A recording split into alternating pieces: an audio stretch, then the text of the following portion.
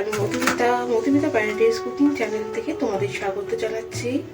আশা করব তোমরা ভালো আছো, আমরাও ভালো আছি। আজকে রেসিপি হবে শিম পাতুরি। তার জন্য আমি এখানে সিম নিয়েছি, সিমগুলো আমি এইভাবে কেটে নিচ্ছি। সিম পাতুরি আমরা সবাই করি, কিন্তু আমি কিভাবে করি সেটি আজ তোমাদের সাথে আমি শেয়ার করব।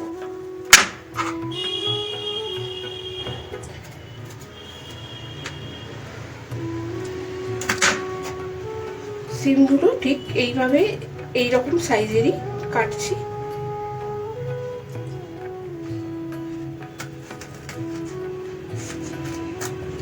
শীতকালে আমাদের অনেক রকমের সবজি পাওয়া যায় কালারফুল, সেগুলো দিয়ে অনেক রকমের রান্নাও হয় আর সেগুলো বেশ সুস্বাদু হয় খেতে।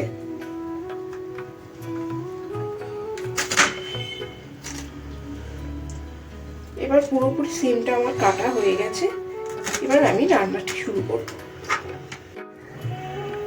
কড়াইতে আমি 2 টেবিল স্পুন সর্ষের তেল দিয়েছি। সর্ষের তেলটা গরম হয়ে গেছে, তাতে আমি দিচ্ছি একটি শুকনো লঙ্কা,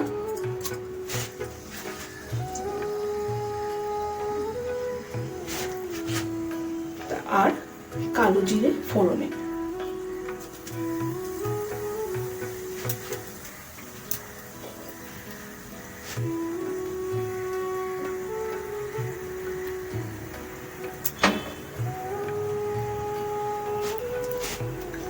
কালো জিরে আর শুকনো লঙ্কা থেকে সুন্দর গন্ধ বেরোচ্ছে।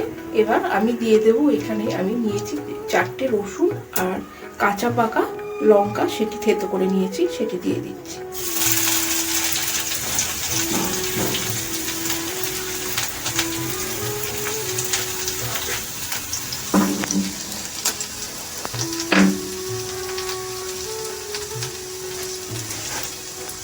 আর যেই সিমগুলো আমি কেটে রেখেছিলাম সেই সিমগুলো আমি এর মধ্যে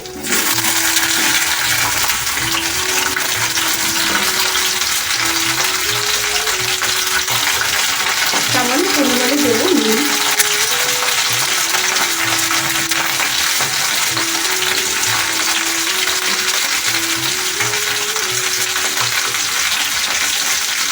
আর পরিমাণ মতো হলুদ দিব।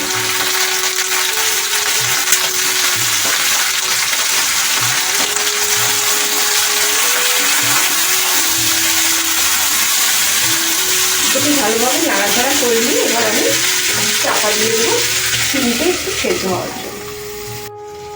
এখানে দেখো আমি নিয়েছি সাদা সর্ষে আর খুবই সামান্য পরিমাণে কালো সর্ষে, 1 চামচ বড় চামচের গোটা তিল, সাদা তিল। এটি নিয়ে এই তিনটি একসাথে করে একটি পেস্ট আমি তৈরি করে নেব।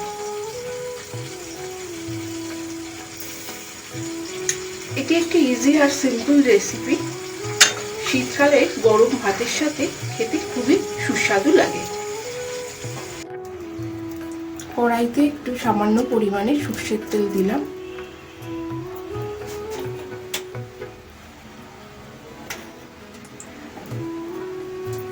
আর সিমটা আমি দেখো এখানে তুলে রেখে দিয়েছি।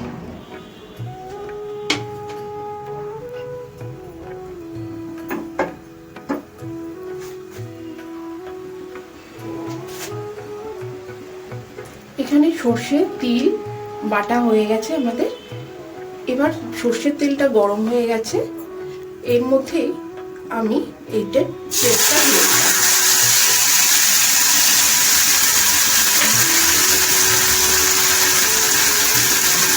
তারপরে দিচ্ছি সামান্য পরিমাণে হলুদ,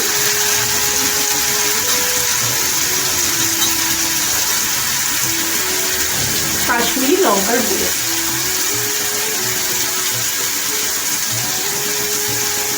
আর নুন। এই দিয়ে মশলাটি আমি ভালোভাবে কষিয়ে নেব।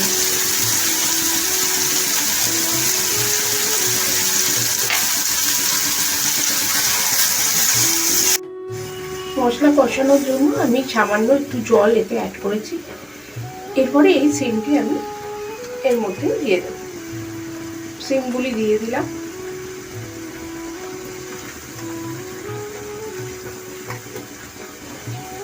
সিম পাতুরিটা এখনই দেখে আমার খেতে ইচ্ছে হচ্ছে, এত লোভনীয় একটি রেসিপি এটি। তারপরে এর মধ্যে দেব আমি সামান্য পরিমাণে চিনি। পুরোপুরি রান্নাটি তৈরি হয়ে গেলে আমি তোমাদের এটি সার্ভ করে দেখিয়ে দেবো।